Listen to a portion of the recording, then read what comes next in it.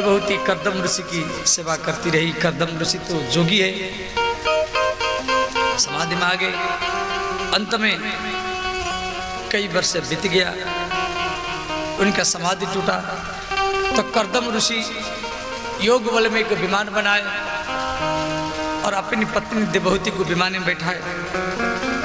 कर्दम और देवहूति दोनों आकाश में विहार किए। भागवत में दिया गया है वो विमान स्वर्गलोक से ऊपर गया। वो विमान में खाने पीने, रहने का, ठहरने का, नहाने का सारा व्यवस्था था।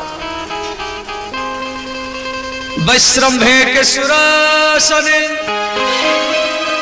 नंदने पुष्पभद्र के हैं, मानसे चैत्र रथे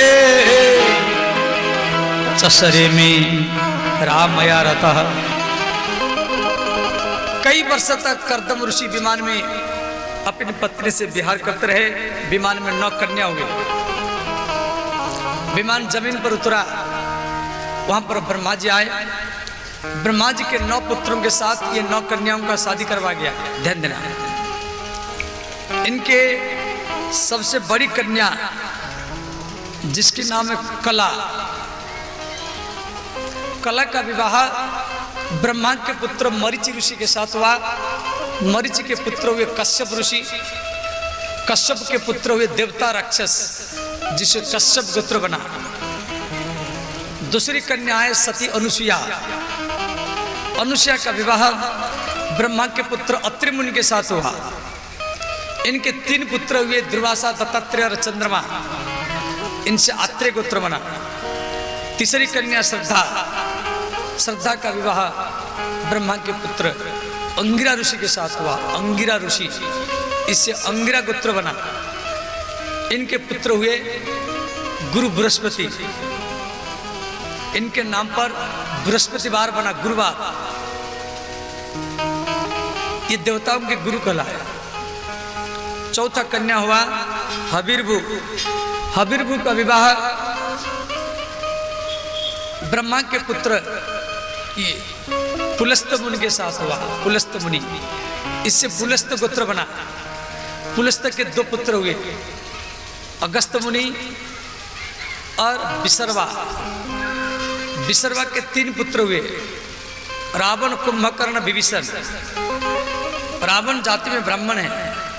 रावण के पिता ब्राह्मण पुलस्त मुनि, विसर्वा ऋषि, और मां है राक्षसी केकेसी। 5वां कन्या है अरुंधति। अरुंधति का विवाह ब्रह्मा के पुत्र वशिष्ठ ऋषि के साथ हुआ। इससे वशिष्ठ गोत्र बना। वशिष्ठ के पुत्र शक्ति मुनि। शक्ति मुनि के पुत्र हुए पराशर मुनि। पराशर मुनि के पुत्र व्यास जी जो भागवत लिखे, और व्यास जी के पुत्र हुए श्री सुखदेव जी। 6वां कन्या ख्याति। ख्याति का विवाह ब्रह्मा के पुत्र भृगु ऋषि के साथ हुआ। इससे भार्गव गोत्र बना। इनके पुत्र शुक्राचार्य, जिनसे शुक्रवार बना। ये राक्षसों के गुरु कला। सोमवार चंद्रमा के नाम पर, सोम माने चंद्रमा।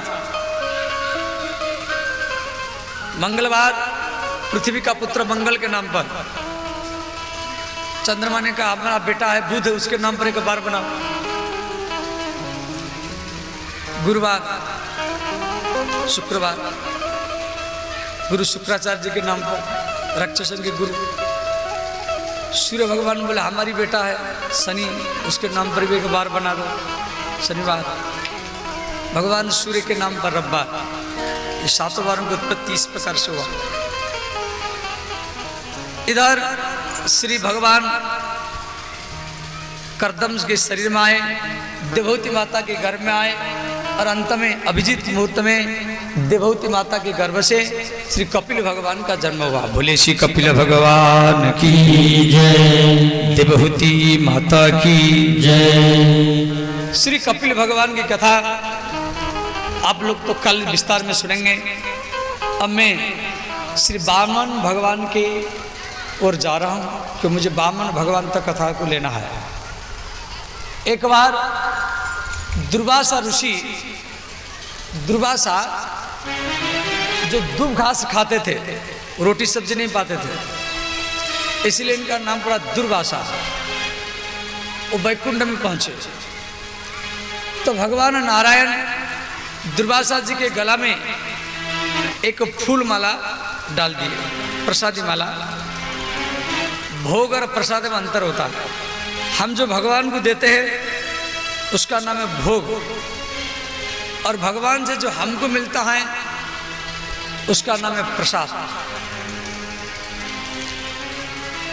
हम भगवान को हलवा दिया या लड्डू दिया, ये भोग है, उसमें आपका भाव छुपा हुआ। और प्रसाद जिसमें भगवान का प्यार छुपा हुआ है। प्रसाद उसको ज़्यादा मिला मुझे कम मिला ऐसा सोचना नहीं चाहिए। प्रसाद जितना कम होता है इतना ज़्यादा लाभ होता है। प्रसाद आपको मिला, अब पत्नी को दो, बेटा को दो, बेटी को दो, अड़ोसी को दो, पड़ोसी को दो, जितना कम होगा इतना ज़्यादा लाभ फायदा होगा। और प्रसाद मान लो बांटा जा रहा है और भीड़ में कुछ लोग को जाते नहीं, परंतु प्रसाद की लालसा में वो खड़े रहते, इंतजार में खड़े रहते, परंतु उनको प्रसाद नहीं मिलता, वो खाली हाथ में चले जाते। तो भागवत धर्म कहती हैं तो वहां जितना व्यक्तियों को प्रसाद मिला और उन सबका पुण्य उसी व्यक्ति को मिल जाता है जो खाली हाथ में ही चला जाता है सोता, और वही व्यक्ति समाज का अगुवा बनता है। साधारण तो भक्ति इसको मिलता है जो हारते हुए जिंदगी बिताता है। तो प्रसाद की बड़ी महिमा है। श्री दुर्वासा ऋषि प्रसादी माला को पैर करके पृथ्वी पर आ रहे हैं। रास्ता में इंद्र मिले तो इंद्र की गला में डाल दिए। इंद्र ने क्या किया, ऐरावत हाथी के सूंड में डाल दिया और ऐरावत हाथी इसको कुचल दिया। दुर्वासा ऋषि इंद्र को अभिशाप दिए। तो भगवान के प्रसादी माला का इतना बेइज्जती आप किया, जाओ श्रीहीन हो जाओ, संपत्तिहीन हो जाओ। तो देवलोकों की जितना संपत्ति था वो सब जाकर के समुद्र में गिरा। देवता लोग को ब्रह्मा जी के शरण में गए। ब्रह्मा जी बोले आप राक्षसों के साथ मित्रता करो, समुद्र मंथन का तैयारी करो।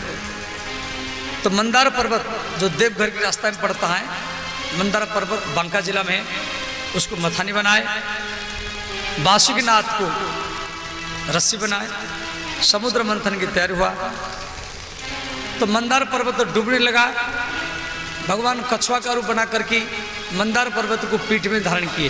बोले श्री कच्छप भगवान की जय। समुद्र मंथन का उद्देश्य था अमृत प्राप्त करने के लिए, परंतु पहले विष प्रकट हो गया, जहर प्रकट हो गया। समाज में कुछ भी अच्छा काम करो पहले बुराई होगा, पहले निंदा होगा। बुराई को, निंदा को सुन करके कभी काम बंद नहीं करना है। समझ, कोई भी काम अच्छा काम करो ना, आपके ऊपर संकट आएगा, बाधा आएगा, लोगों निंदा करेंगे, बुराई करेंगे, उससे आपका आत्मबल बढ़ेगा। और समुद्र का उद्देश्य रहा, समुद्र मंथन का उद्देश्य अमृत के लिए, परंतु पहले विष प्रकट हो गया, जहर। अब जहर को कौन लेगा? भगवान शिव जी के पास गए। भगवान शिव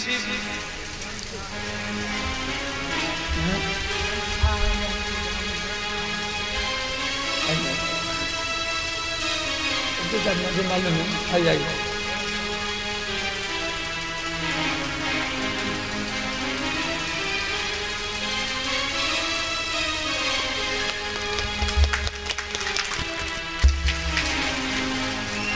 तो ध्यान देना। श्री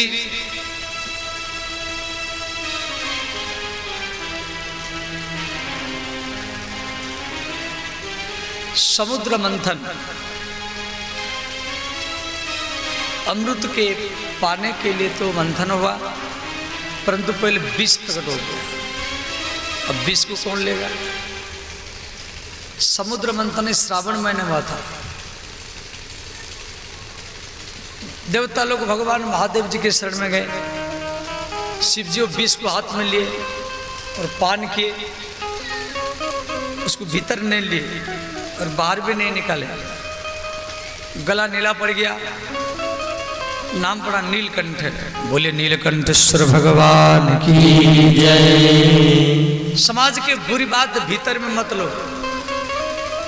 और बाहर भी मत निकालो। भीतर में लेंगे टेंशन करेगा, बाहर में निकालेंगे समाज को बिगाड़ेगा। उसको गला में धारण करो, बोलो मत। और भगवान 20 राम राम करके भगवान पिए, 20 और राम मिला करके विश्राम। भगवान महादेव लेट गए। अब देवता लोग घबरा गए। देवता लोग क्या किए, समुद्र से जल भर भर करके बोल बम हर हर महादेव बोल करके शिव जी के ऊपर जल चढ़ाया। पूरा महीना भरी चढ़ाते गए। और वही परंपरा आज सारा भारत में जितना शिवलिंग है, ज्योतिर्लिंग है, आज सब जितना कमरिया वाले सब बोल बम बोलते हुए देवताओं की परंपरा को निभा रहे हैं, जो कथा भागवत में दिया गया है। और उसके बाद फिर समुद्र मंथन हुआ, कामधेनु गैया प्रकट हुई। ऋषि लोग बोले हम लेंगे, हवन करेंगे, घी चाहिए। उच्चेश्रवा घोड़ा, उसको महाराज बलि लिए। ऐरावत हाथी, इसको इंद्र लिए।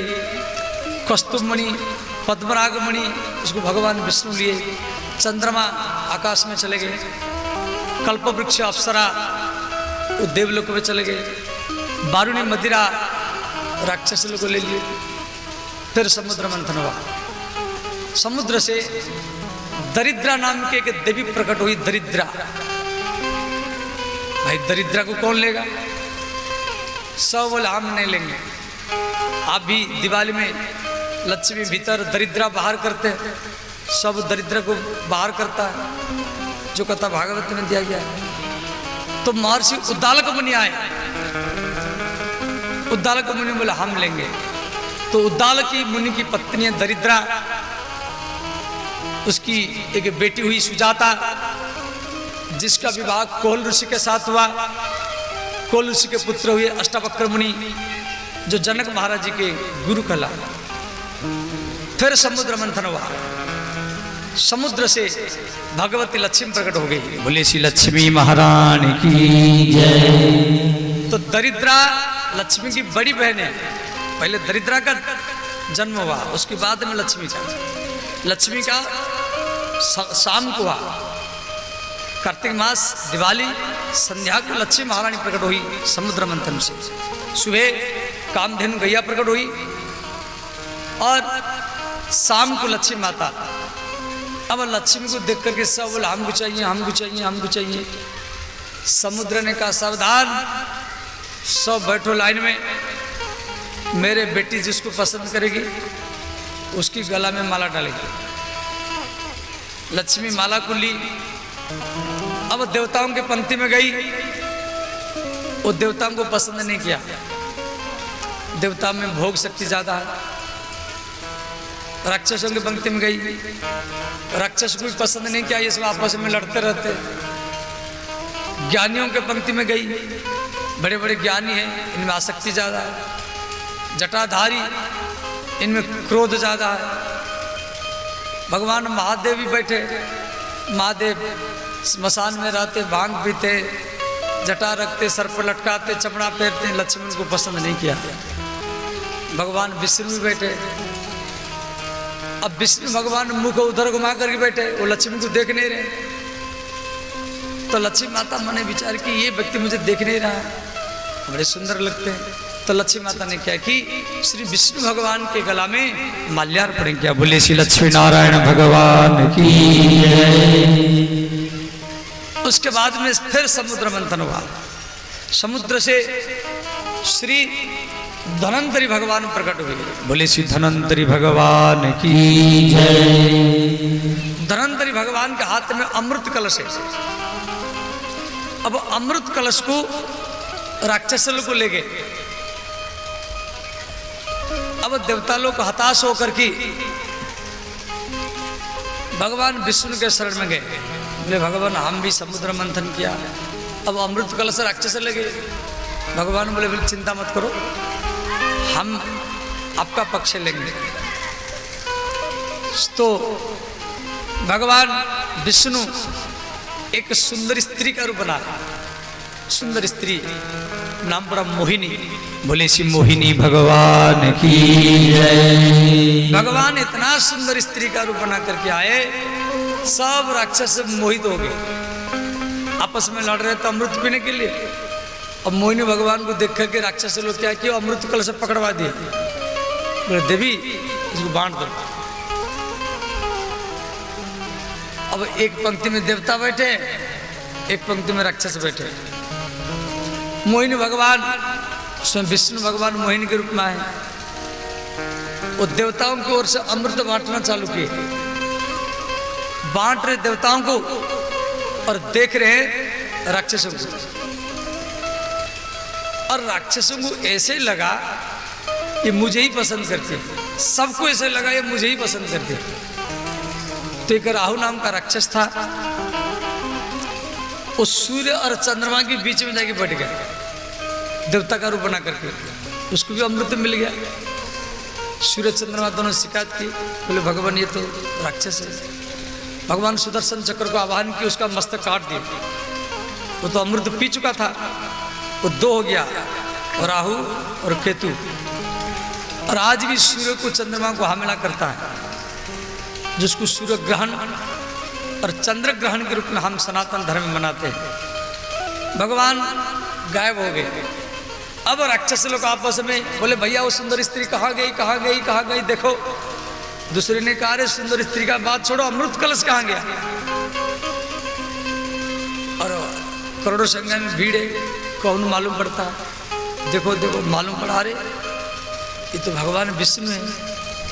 तो सुंदर स्त्री के रूप में आए, देवताओं को अमृत पिला दे, हम तो ऐसे रह गए।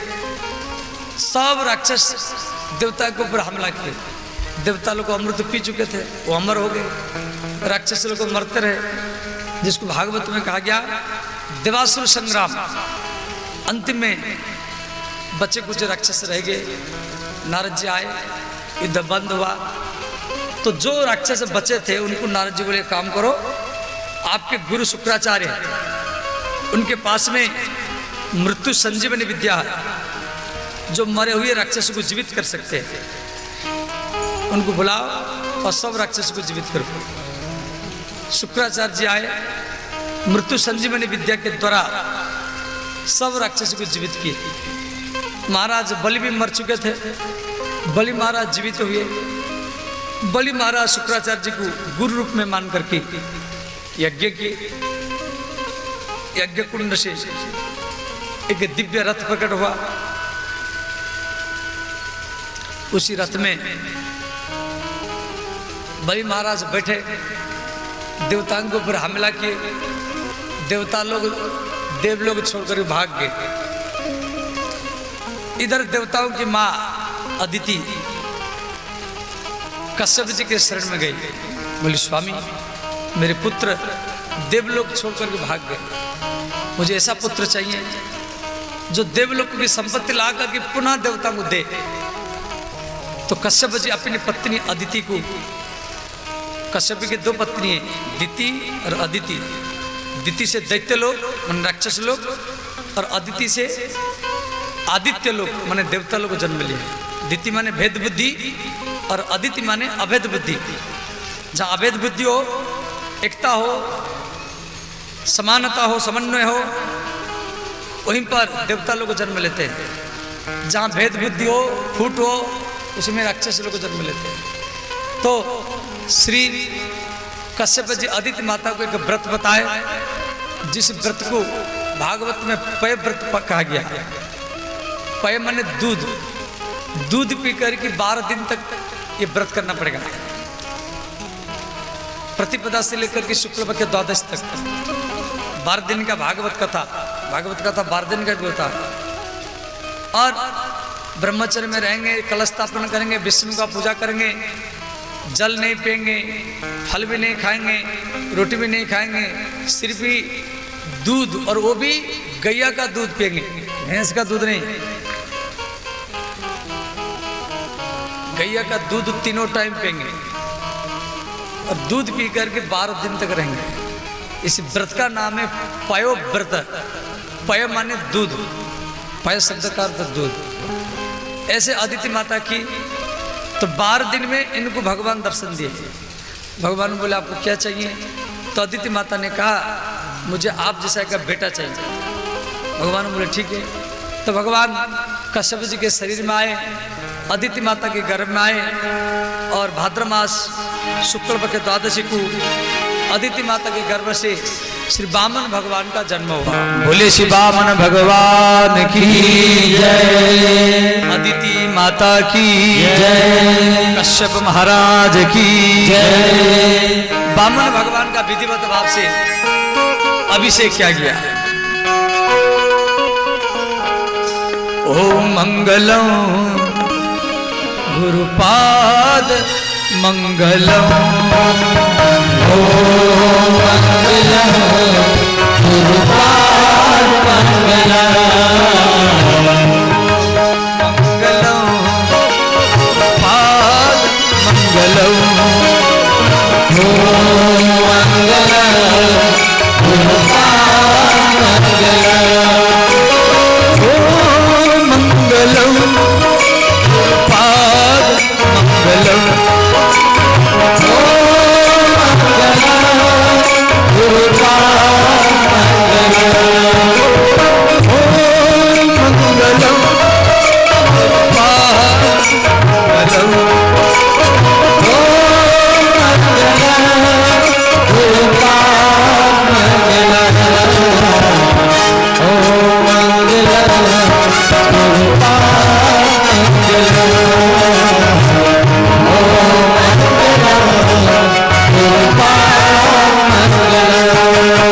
सब गाइए, दोनों हाथ उठा करिए।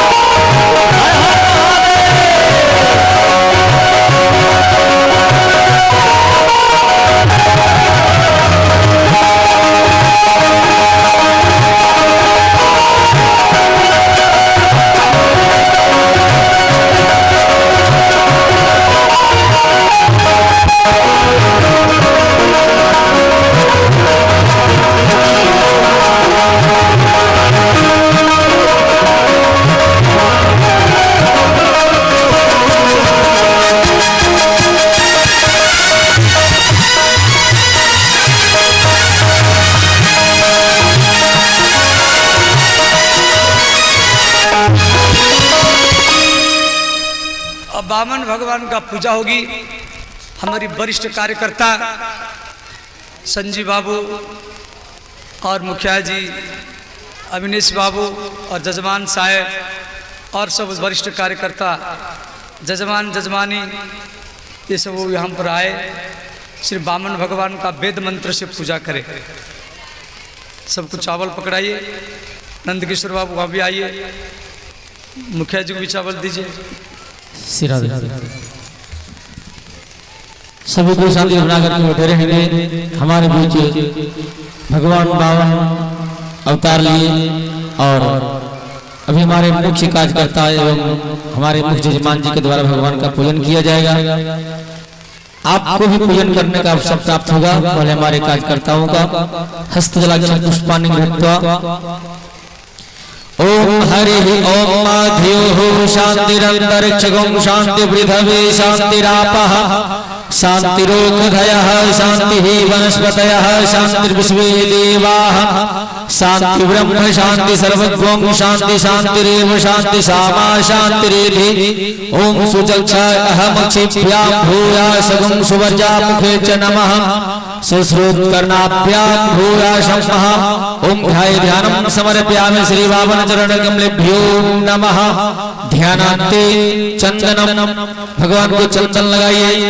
कस्तूरी तिलकम ललाट पटले वक्षस्थले कौस्तुभम नासाग्रे मुक्तिकाम करतले वेणु करे कंकणम सर्वांगे हरिचंदनम सुललितम कंठे च मुक्तावली गोपस्त्री परिवेशितो विजयते गोपाल चूड़ामणि चंदनान्ते अक्षतान्ते पुष्पम माल्याग्नि सुगंधिनी मालव्याग्नि वे प्रभो मया हितानि पुष्पाणि पूजार्थं प्रतिगृहीतां पुष्पान्ते ओम चंद्रमा मनसो जातसचोः सूर्यो अजायत श्रोत्राद्वायस्य प्राणस्य मुखात् अग्निरजायत। आरतिक्यं समर्पयामि। आरतिक जानते दक्षिणा द्रव्यम, भगवान के कमंडल में ही दक्षिणा रखेंगे। ओम हरि ओम मा हिरण्यगर्भः समवर्धताग्रे भूतस्य जातः पतिरेक आसीत सदाधार कुष्मे देवाय हविखा विधे महा। दक्षिणा द्रव्यम समर्पयामि श्री वामन चरण कमलेभ्यो नमः। बोलिए वामन भगवान की जय। अभी हमारे